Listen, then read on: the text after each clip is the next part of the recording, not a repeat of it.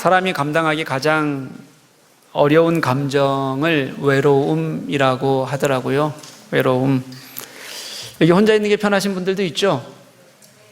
네, 손 들어 보실래요? 네, 이런 분들도 그저 성격적인 차이이죠. 진짜 감정적으로 혼자 있는 것을 좋아하는 것은 아니라고 합니다. 또 간혹 감정적으로 혼자만의 굴로 들어가는 사람들이 있어요. 근데 이렇게 감정적으로 혼자만의 굴로 들어가는 사람들도 있기는 하지만 그조차도 사회적 환경에 의해서 만들어진 것이거나 아니면 개인적인 어려움 때문에 도피해서 들어가는 것이지 정상적인 환경으로 스스로 이렇게 만들지는 않는다고 하는 것 같아요. 사역을 할 때도 마찬가지입니다. 사역자들 외로워요. 선교사들이 느끼는 가장 큰 어려움이 외로움이라고 그렇게 말씀하시더라고요. 가끔 선교지에 나가면 나 혼자밖에 없는 것 같은 외로움을 선교사들이 느끼게 될 때가 많습니다. 멀리 나 혼자밖에 없는 것 같을 때 그런 외로움이 갑자기 몰려오기 시작하면 갑자기 디프레션이 오기도 하고 우울증을 경험하기도 하고 그리고 사역만 하다 그런 감정을 갑자기 느끼게 되고 부딪히게 되면 번아웃이 오게 되기도 하고 그런 경우들이 선교사들에게도 굉장히 많습니다. 그럼 목회자는 어떨까요, 여러분? 목회자는 어떨 것 같아요? 예, 잘하시네요. 네, 좀 잘해주세요. 목회자도 마찬가지예요. 목회자는 말을 많이 하는 직업이긴 하지만 자기의 이야기를 편하게 할 수 있는 사람은 절대 아닙니다. 목회자들이 속이야기라고 교우들과 자기의 이야기를 나누시는 분들을 제가 봤는데요. 목회자의 속마음이라는 게 뭐겠어요? 대부분들 목회에 관한 일이나 또는 사람에 대한 일일 거 아니에요. 그런 이야기를 나누다 보면 결국 어떤 식으로든 목회에 짐이 되어 돌아오는 경우를 저는 거의 대부분 목격하게 돼요. 그렇지 않은 경우는 거의 없습니다. 그러니 목회도 외로운 사역인 것이 분명합니다. 그렇다고 여러분, 목회는 혼자 하는 사역이 절대 아닙니다. 돕는 손길들이 있어서 할 수 있는 거고요. 말하지 않아도 마음을 읽어주는 사람들, 함께 동역하는 이들이 있어서 또 옆에서 늘 묵묵히 자기 자리를 지켜주는 이들이 있어서 함께 동역하면서 사역해 가는 겁니다. 함께 섬기는 교역자들이 우리 교회도 있어요. 그들이 제게는 동역자들이기도 하고요. 또 여러분들 각각 있는 곳에서 최선을 다해서 같은 마음을 품고 그 자리를 지켜주시는 여러분들이 있어서 그래서 함께 동역하면서 사역하는 겁니다. 예수님도 혼자 일하신 것이 아니셨어요. 제자들을 불러서 동역하셨습니다. 물론 예수님의 동역은 우리와는 전혀 달라요. 예수님은 그 사역이 힘들거나 외로워서 당장 누가 필요하신 것이 아니었어요.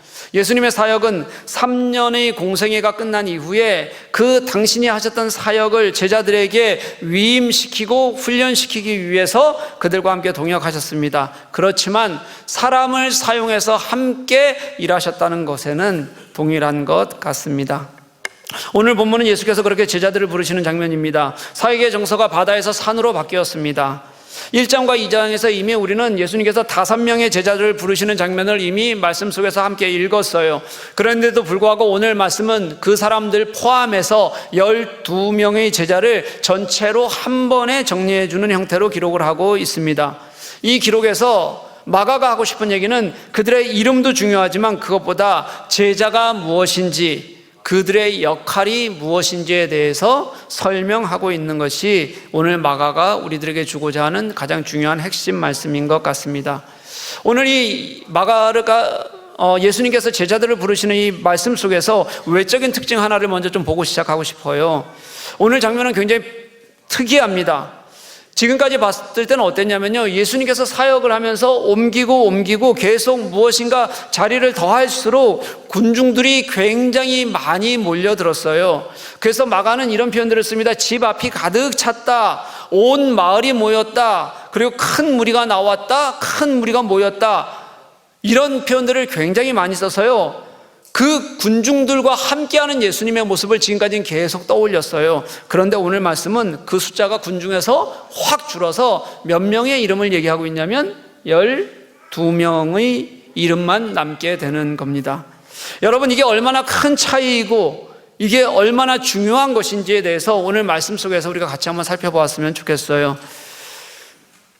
지금 산으로 자리를 옮겼다고 했으니 이 산은요, 바다와 마찬가지로 사람들이 많이 몰려드는 장소였어요. 꼭대기 말하는 게 아니에요. 거의 평지에서 계곡 같은 곳인데 그곳에 사람들이 모여들면 예수님께서 몇 발짝 위에 올라가서 말씀 전하시는 그런 형태였어요. 그러니까 거기 사람들이 많이 모였어요. 그런데 그렇게 사람들이 거기서 분명히 많이 모였을 텐데요, 그렇게 모여든 이유가 뭐였냐면 전부 다 자발적인 것이었어요. 자발적이라는 게 뭐예요, 여러분? 누가 시키지 않아도 내가 가는 걸 얘기하는 거잖아요. 근데 왜 시키지 않았는데 그들이 갔냐면 자신에게 그 예수님을 보는 것이 유익했기 때문이에요. 자신의 유익. 모여드는 이유가 누구에게 있는 거죠? 자기 자신에게 있는 겁니다. 대부분은 치유가 목적인 경우들이 많았어요. 집으로 모일 때는요. 그리고 들로 모이거나 바다로 모일 때는 그 기적을 보기도 하고 호기심에 모이는 사람들이 많았어요. 그렇게 많은 군중들이 모여들어서 예수님 주위를 많이 있었단 말이죠. 그렇게 그들은 자신의 이익을 위해서 모였는데 오늘 말씀에서 처음 예수님께서는 자신을 따르던 자들에게 그들이 따라야 될 이유를 제시하고 있는 겁니다. 13절 말씀 이렇게 얘기해요. 예수께서 자기가 원하는 자들을 부르시니 이렇게 말씀하세요. 이번에 예수님이 그들을 자신이 원하는 자들을 부르셨다는 겁니다. 따로 이 부르심에 따라서 예수님을 따르는 사람들이 두 부류로 나누어지게 되는 거예요. 한 부류는 여전히 뭐로 남아있고요? 군중으로 남아있고, 한 부류는 뭘로 남게 돼요? 제자로 그렇게 남게 되는 겁니다. 여러분, 여기에 예수님에 대한 우리의 태도가 어느 정도 어떠냐에 따라서 이렇게 갈리게 되는 거예요. 원래 여러분, 우리는요, 우리가 희생도 하겠다, 내가 예수를 섬기는 결단을 하겠다, 그리고 예수를 통해서 위해서 무엇인가 하겠다, 그러고 이 자리에 나와 있는 사람들이 원래 아닙니다. 우리는 예수 그리스도의 십자가 사건, 우리를 구원하시는 그 예수 그리스도의 그 은혜에 감사해서, 그게 감사해서 처음에 이 자리에 모인 사람들이에요. 전적으로 우리의 유익을 누가 이루셔서요? 예수님이 우리의 유익을 이루셔서, 그래서 우리가 이곳에 나와 있는 겁니다. 우리가 주님 앞에서 예배하면서 감동하고, 또 우리가 어떨 때는 은혜를 입고 감격한다고 해서 그게 우리의 유익이 아니라 주님의 이익이 되는 것도 아니에요, 여러분. 우리가 맨 처음 주님께 나온 것까지는 그 십자가의 큰 고통 속에서도 우리를 사랑하시고 우리를 불러주셔서 우리를 구원하신 분, 그분이 예수신데, 그분이 하실 일을 하신 거고요. 삶의 측면에서 구원도 나의 것이고, 그리고 그분을 따르는 것에 대한 유익이 내게 있어서, 그래서 우리가 이 자리에 나와 있다는 거예요. 그게 처음 우리가 나온 이유예요. 그런데 바로 여기까지요. 신앙이 여기에서 멈춘 사람들이 너무 많아요. 예수님의 십자가가 내게는 전적인 유익이잖아요. 그걸 위해서 예수님께서 얻으실 게 뭐가 있어요? 내가 나의 생명을 지옥에서 천국으로, 하나님 나라로 가게 하시는 하나님의 은혜였어요. 그 은혜의 주님을 내가 알고서 나왔는데, 전적인 나의 유익이 내게 은혜였는데도 불구하고 내가 그 주님을 위해서 무엇을 하기는 너무 어렵다는 거예요. 너무 어려워요. 신앙이 너무 자기중심적이에요, 진짜. 내가 그 주님을 위해서 개인적인 걸음을 위해서, 내 거의 개인적인 걸음을 주님을 위해서 한 발짝을 떼기 위해서 무엇인가 포기를 해야 되는데, 그거 포기하기가 우리들은 너무도 힘들고 어려워요. 그렇게 주님을 사랑하는 구원의 감격이 있다고 말하는 사람이, 왜 그 감격을 가지고 살아간다는 사람이 주님을 위해서 무엇인가 하는 게 그렇게 어려울까요? 여러분, 왜 그럴까요? 주님은 우리에게 정말 아무런 자격 없는 자에게 감당할 수 없는 은혜를 선물로 주셨는데, 우리는 그 하나님 나라를 위해 작은 것이라도 할라치면 계산기를 꺼내 들어요. 그리고 두드리기 시작해요. 이것저것 재고 따지고 환경 생각하고 결국은 포기하기 일쑤입니다. 여러분, 우리 교회가 처음 자리를 잡을 때도 마찬가지였어요. 마을 섬기는 일, 선교하는 일, 그거 왜 해야 되는지, 왜 그렇게 해야 되는지, 뭔가 시작할 때마다 교우들이 제게 물었어요. 목사님, 그거 꼭 해야 돼요? 시니컬하게. 그때마다 제가 어떨 때는 팀에게 가서 설명하고 어떨 때는 개인에게 설명을 했어요. 해야 됩니다. 이게 주님이 원하시는 일입니다. 이게 복음의 일입니다. 우리가 방법 따지고 생각 따지고 더 잘할 수 있는 것 따지다 보면 결국 못합니다. 할 수 있을 때 주님의 일이라고 생각하고 그래야 주님께서 우리 교회를 건강한 교회로 삼으십니다. 지금은 이게 우리 교회의 문화가 돼서요, 당연히 섬겨야 할 일로 섬기고 여기에 열심히 많은 분들이 참여하고 있지만 처음에 한동안은 굉장히 어려웠어요. 우리 교회가 몇백 명이 됐을 때도 여러분, 그렇게 마을을 섬기자고 하는데도 불구하고 지원자들이 없어요. 교역자들이 다 투입이 돼야지만 겨우 인원 맞추는 일들이 굉장히 오래 계속됐었어요. 그러다가 이제 교회의 문화가 되고 섬김이 되니까 성도들이 함께 같이 참여하게 되는 거예요. 여러분, 이게 주님 앞에서 대중과 제자를 나누는 기준이에요. 대중은 자기의 이익을 위해서 움직이지만, 은혜도 자신의 이익을 위해서 받고 기쁨도 나의 이익을 위해서 받지만, 제자는 주님께서 찾으시면 그리로 나아가는 사람들, 주님께서 말씀하시면 그 부르심에 응답하는 사람들, 그런 사람들을 제자라고 불러요. 이게 원래 있던 수많은 군중들이 겨우 12명의 제자 이야기로 바뀐 이유입니다. 물론 예수께서요, 그 산에서 모든 사람들 모인 상태로 너희들 나 따를 사람 다 와 라고 말씀하신 것은 아니었어요. 그렇게 해서 12명만 남은 것은 아니에요. 하지만 분명한 것 하나는요, 군중과 제자는 예수님 주변에서 그 예수님을 어떻게 보고 있느냐, 왜 예수님을 따르느냐에 따라서 완전히 달라진다는 것은 분명하다는 거예요. 나의 유익이 목적인지 아니면 주님이, 그리고 주님이 만들어 가시는 나라가 목적인지에 따라서 그 가치가 완전히 달라지는 겁니다. 사랑하는 교회 여러분, 예수님은 우리의 구원을 당신의 목적으로 삼으셨어요. 그래서 우리의 구원을 목적으로 삼으셨으니 그 목적을 이루시겠다고 육신을 입고 이 땅에 오셔서 십자가에 죽기까지 자신이 하실 일을 당신이 하신 거예요. 이제 우리의 태도가 남았어요. 그 예수님의 십자가의 은혜에도 불구하고 우리는 여전히 내가 스스로 목적이 되어서, 여기서 내가 스스로 목적이 된다는 건요, 나의 필요 때문에 예수님을 찾아가는 거예요. 우리 인간은 연약하거든요. 하나님 없으면 안 되거든요. 부족하거든요. 가져야 될 것이 늘 있어요. 해결받아야 될 문제들이 우리 속에 늘 많아요. 그걸 위해서 예수님을 찾아가는 것, 그것만을 위해서 예수님께 매달리는 게, 이게 내가 스스로 목적이 되는 거예요. 그래서 여전히 나의 필요가 중요해서 예수님을 찾아가든지, 아니면 이제는 주님께서 나를 좀 부르시고 나를 통해 일하시기를 원하시는 그의 마음을 알아서, 그래서 그 부르심에 응답하면서 그렇게 그 주님을 따라 그 곁에 남아서 주님과 함께 살아가든지, 이것에 따라서 대중과 제자는 갈라진다는 겁니다. 같이 예수를 믿어도요. 군중처럼 몰려들기도 하고 그 자리가 텅텅 비어 꼭 처음에부터 아무도 없었던 것처럼 그렇게 여겨질 수 있는 교회도 될 수 있다는 거예요. 사랑하는 교회 여러분, 여러분은 어느 자리에 있습니까? 여전히 군중이 아니라 주님의 제자로 그분의 부르심에 응답하는 저와 여러분 될 수 있기를 주님의 이름으로 간절히 소망합니다. 그럼 예수님께서 그 12를 세우시고 부르시고 세우신 이유가 뭘까? 오늘 말씀 속에서 한번 봤으면 좋겠어요. 두 가지인데요, 하나는 자기와 함께 있게 하는 거고요, 하나는 그들을 보내시는 거였어요. 보내시는 거.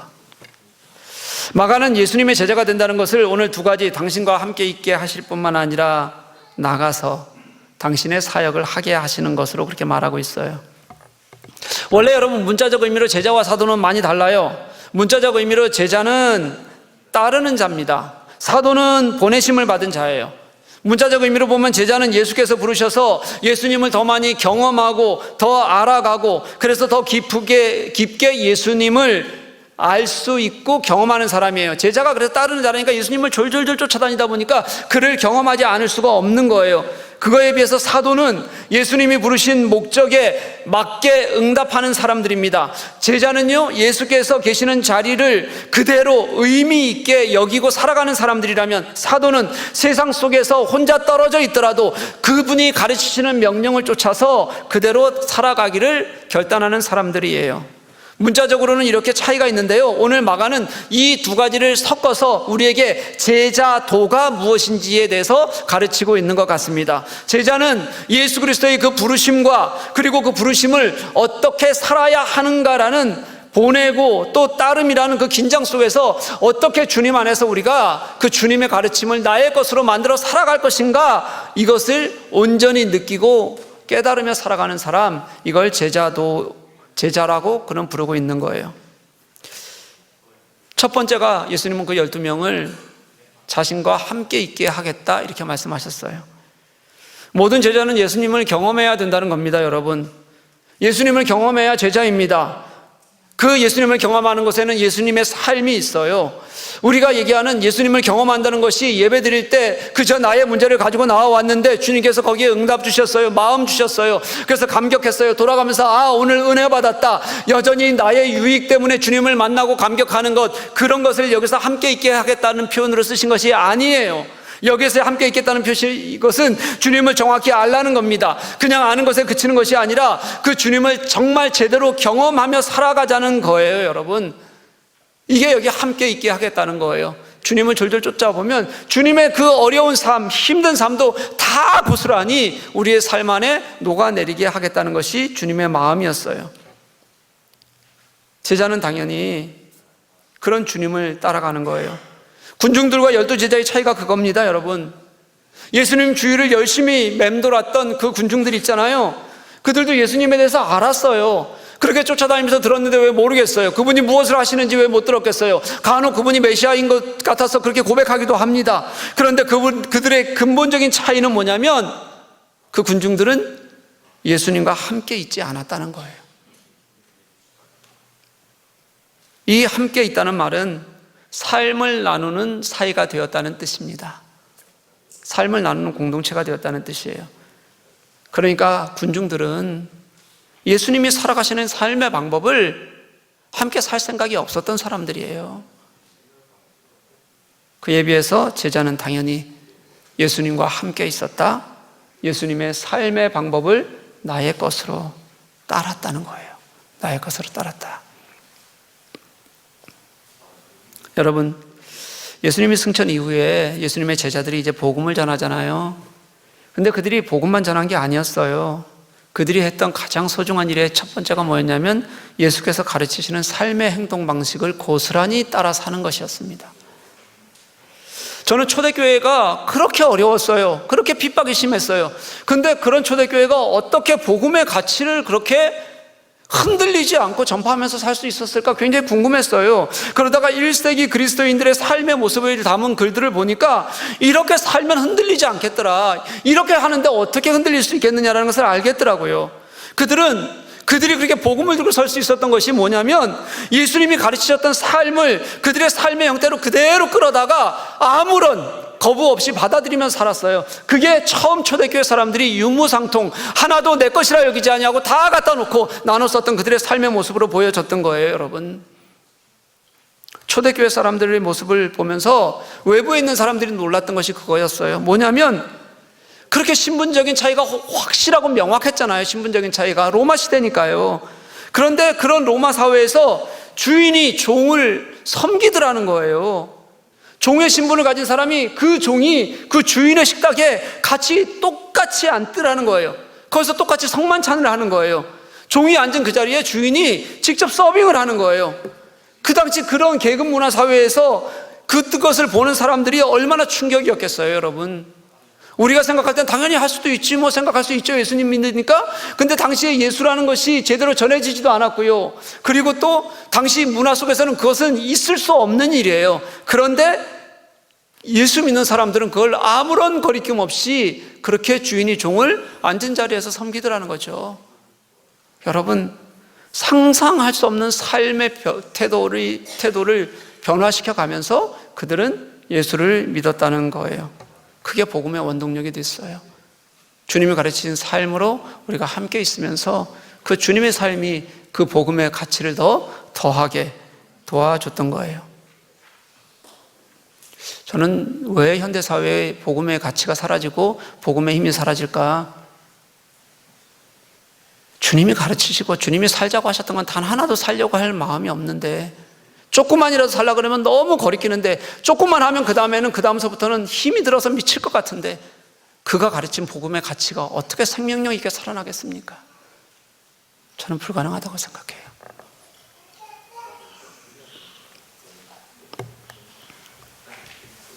그래서 마가가 지금 우리에게 말씀하고 있는 겁니다. 그때 그 예수님과 제자들의 삶을 우리에게 기억하라고 가르쳐 주는 거예요.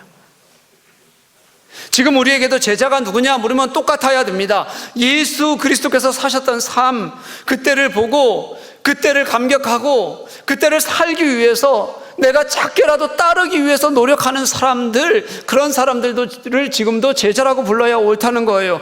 실제로 주님을 내 삶에서 경험할 때 우리는 그리스도인이 누구인지, 무엇인지, 어떻게 살아야 하는지 그것도 제대로 그때부터 진실하게 깨달아 알 수밖에 없게 된다는 뜻입니다. 사랑하는 교우 여러분,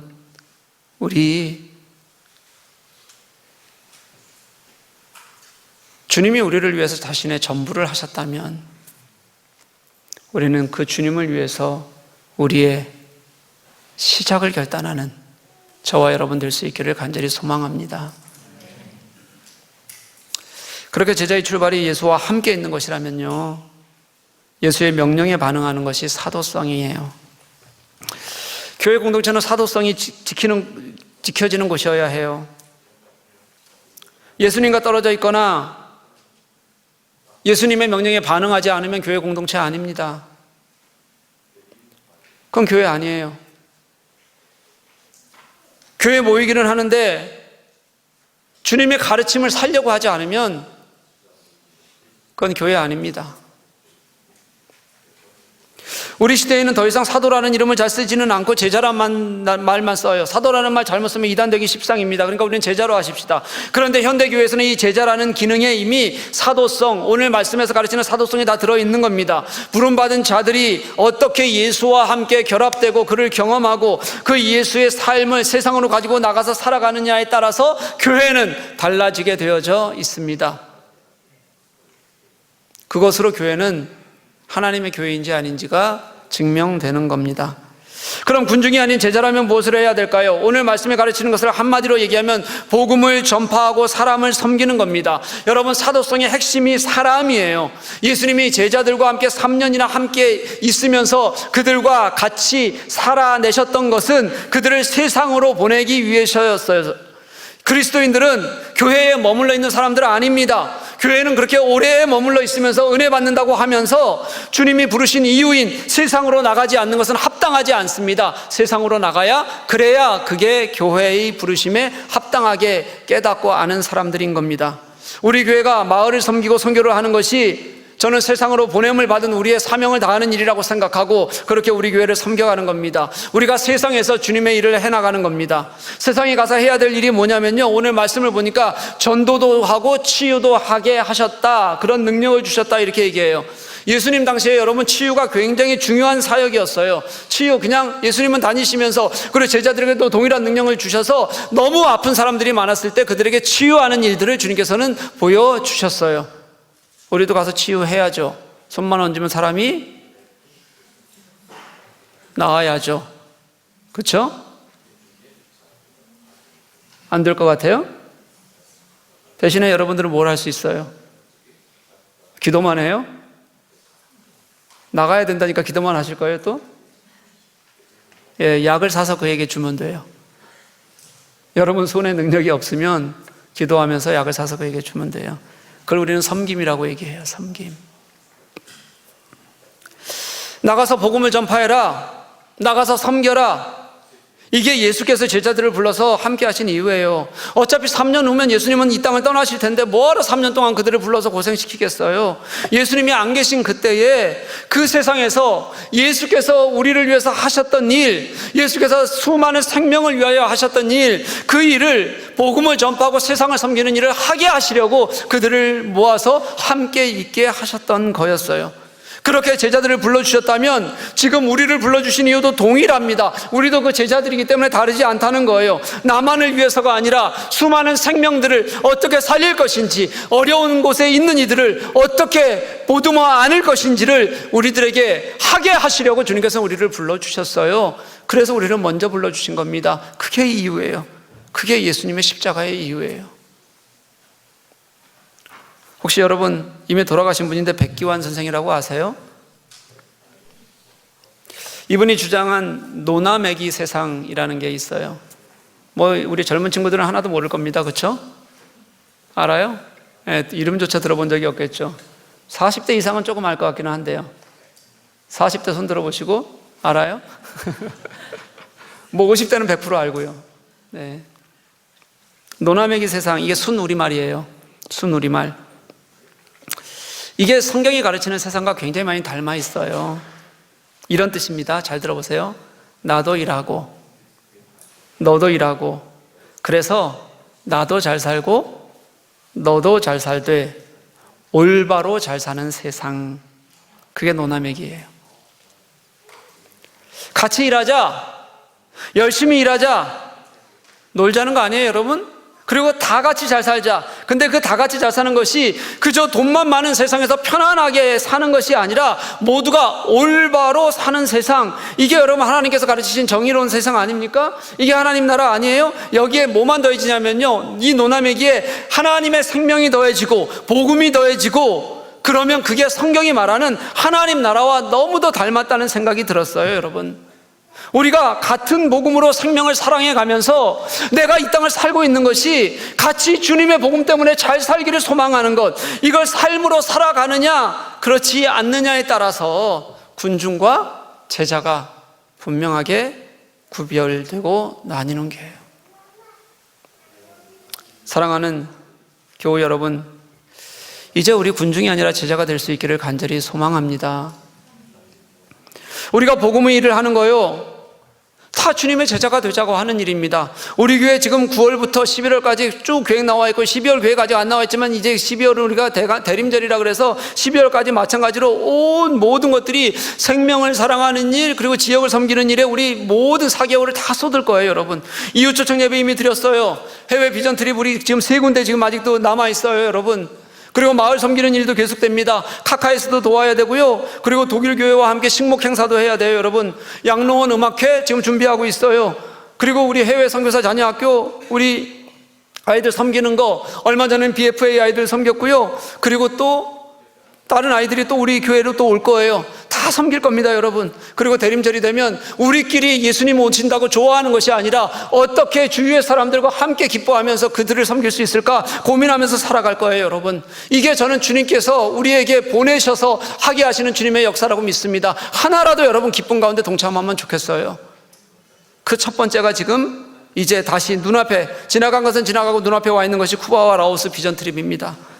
이게 다 교회의 사도성을 위한 일입니다. 주님께서 우리에게 맡기신 사명에 응답하는 일입니다. 교회가 해야 할 일을 하는 겁니다. 다음 주에 우리 발대식 할 거고요. 2주 후면 이미 발대식 끝나면 못 보는 팀이 있을 거예요. 라오스로, 쿠바로 이미 떠나게 됩니다. 지난 바자회를 통해서 우리 교우가 함께하는 모습 보여주셔서 너무 고마워요. 너무 열심히들 기쁨으로 정말 축제 같은 일로 보여주셨어요. 그게 축제같이 함께 참여하는 일이었다면 이번에는 여러분 기도하는 마음으로 같이 정성을 모아주셨으면 좋겠습니다. 가는 사람들이 열심히 모임을 갖고 최선을 다했어요. 올해는 유난히 지원해야 될 지원 요청이 많아요. 쿠바도 많고 라오스도 많습니다. 올해 유난히 많아요. 더 작년보다 어려워졌어요. 쿠바 같은 경우는. 쿠바에 작년에 갔는데 너무 안 좋았는데 올해는 더 안 좋아졌어요. 그러다 보니까 지원 요청이 많아요. 가는 사람들이 그들을 놓고 같이 기도해요. 회비도 정말 많이 내고 가요. 그러면서 4개월을 준비하면서 같이 모이는 겁니다. 여러분들도 함께 마음을 모으고 온 마음 다해 넘치도록 함께 참여할 수 있었으면 좋겠어요. 여러분, 하나님의 일을 하는데 계산하지 말고, 여러분 그거 없다고 해서 죽지 않아요. 그거 없다고 해서 큰일 생기지 않아요. 마음으로 동참하는 그런 우리 교우들이 되었으면 좋겠어요.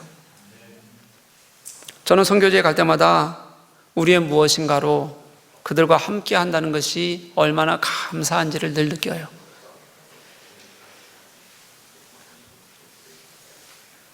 그 선교적 길과 사명이 하나님께서 우리들에게 많이 깨닫게 하시고 느끼게 하시는 은혜라는 것을 늘 배우게 돼요. 쿠바의 아이들 가보면, 그리고 쿠바에 있는 우리 예수 믿는 사람들 만나면 정말 온갖 차별을 당해요. 온갖 차별이라는 어려운 가운데서 그들은 신앙을 지켜가는데 자신들의 신앙을 두려워하지 않아요. 쑥스러워하지 않아요. 그저 드러내고 고백하고, 그래서 서로가 서로에게 힘이 되는 고백들이 늘 넘쳐요. 우리처럼 숨지 않습니다. 뭐 하나 하라치면 저 예수 안 믿는 것처럼 그러지 않아요. 우리 한인 후손들이 교회에 있는데 한인 후손들이 대부분들 가정교회를 꾸리고 살아가고 있어요. 그들이 꾸리는 그 가정교회 안에서 그들이 예배하는 모습들을 보면 정말 얼마나 우리가 그들을 향해서 기도하고 마음 쏟는 일이 가치 있는 일인지를 배우게 돼요.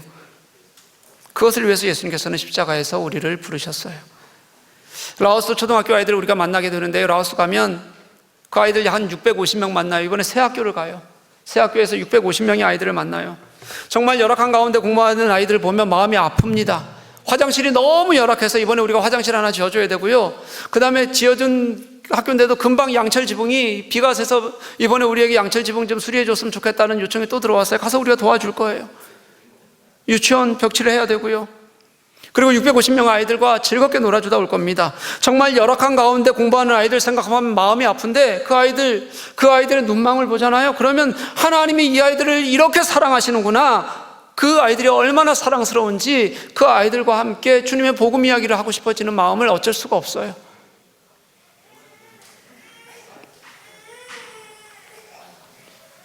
우리를 위해 십자가에 죽기까지 하신 그 예수께서 우리를 불러주셔서 하게 하시는 이 일, 이 부르심에 우리가 온전히 응답하는 교회가 되었으면 좋겠어요. 이렇게 얘기합니다. 어떤 사람들은 간대요, 어떤 사람들은 보낸대요. 저 그 말 싫어해요. 뭘 보내긴 어딜 보냅니까? 자기들은 안 가고. 저 그 말 진짜 싫어해요.